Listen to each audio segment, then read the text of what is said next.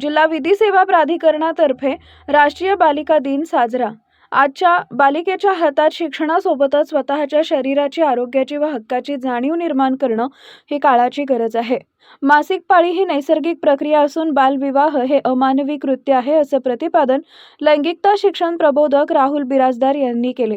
राष्ट्रीय बालिका दिनानिमित्त महाराष्ट्र राज्य विधी सेवा प्राधिकरणाच्या निर्देशानुसार जिल्हा विधी सेवा प्राधिकरण सोलापूर यांच्या वतीनं छत्रपती शिवाजी प्रशाला इथं किशोरवयीन मुलींसाठी मासिक पाळी व्यवस्थापन, किशोरी आरोग्य, पोषक आहार, बालविवाह प्रतिबंध तसेच शासकीय योजनांविषयी जनजागृती कार्यक्रमाचं आयोजन करण्यात आले होते।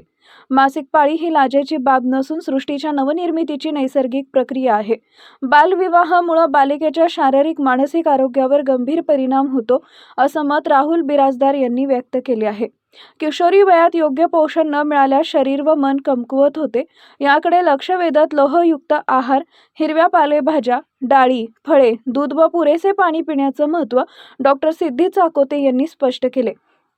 कार्यक्रमात बेटी बचाओ बेटी पढाओ, सुकन्या समृद्धी योजना, पोषण अभियान, पीएम पोषण योजना यांची माहिती देण्यात आली।